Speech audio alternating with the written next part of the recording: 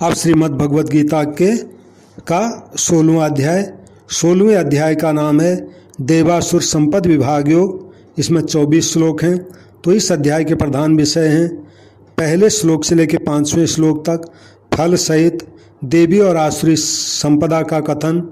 फिर 6ठे श्लोक से लेकर 20वें श्लोक तक आसुरी संपदा वालों के लक्षण और उनकी अधोगति का कथन।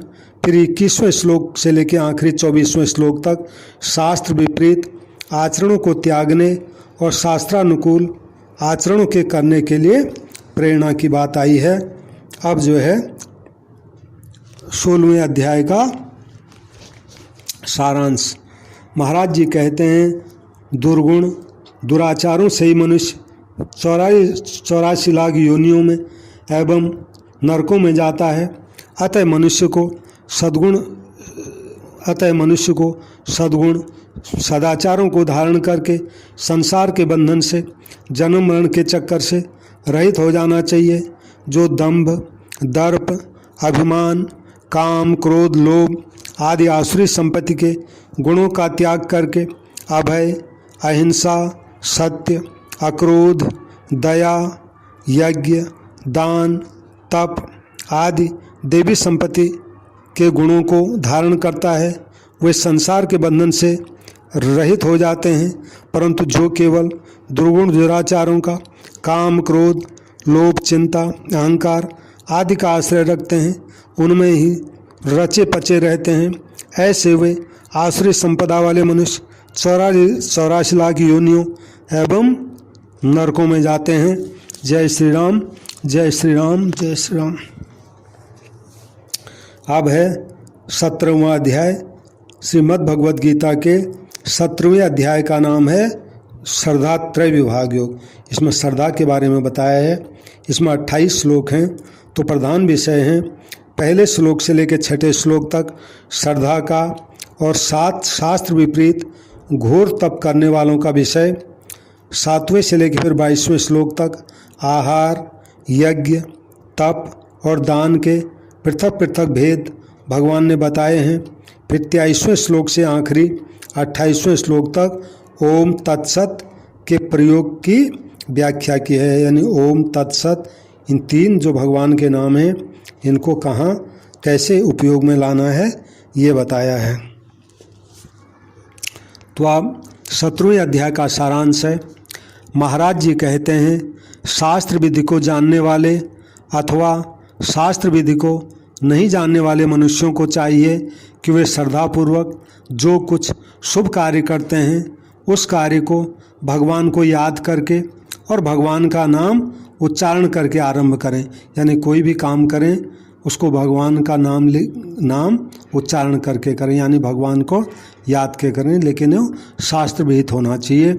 जो शास्त्र विधि को तो नहीं जानते पर श्रद्धापूर्वक यजन पूजन करते हैं उनकी श्रद्धा यानी निष्ठा स्थिति 3 प्रकार की होती है, सात्विकी राजसी और तामसी।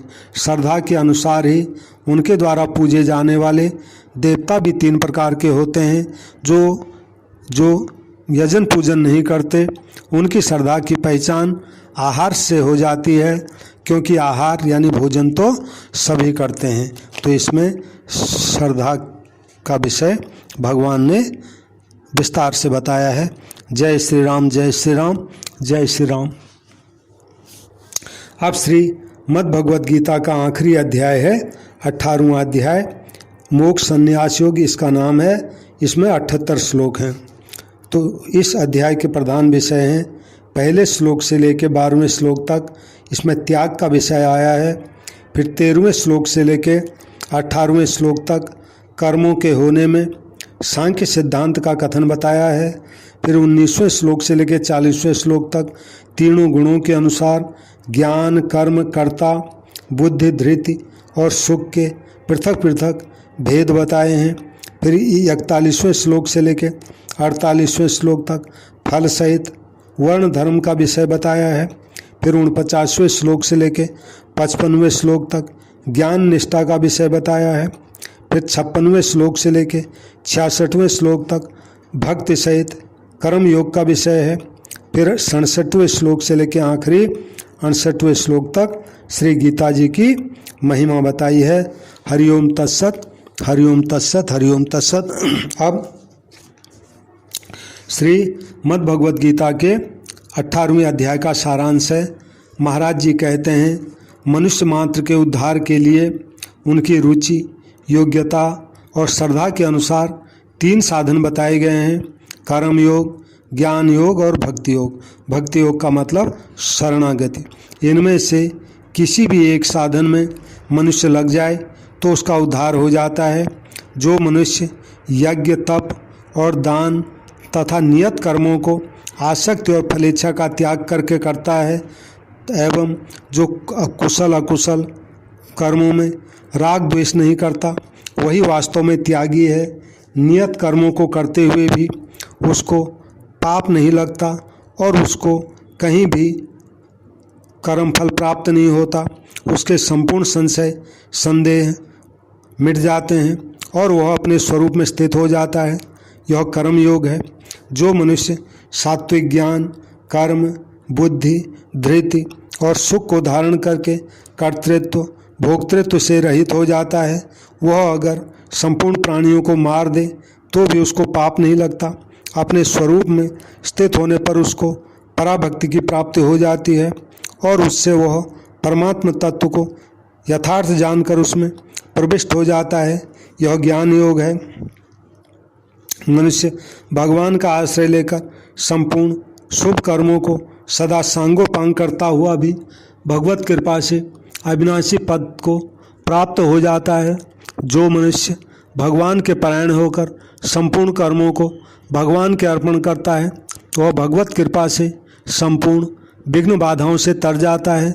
जो अपने सहित शरीर, मन, इंद्रियों को भगवान में ही लगा देता है वह भगवान को ही प्राप्त होता है। जो मनुष्य संपूर्ण धर्मों का आश्रय त्याग करके अनन्य भाव से केवल भगवान के ही शरण हो जाता है, उसको भगवान संपूर्ण पापों से मुक्त कर देते हैं। यह भक्ति योग है।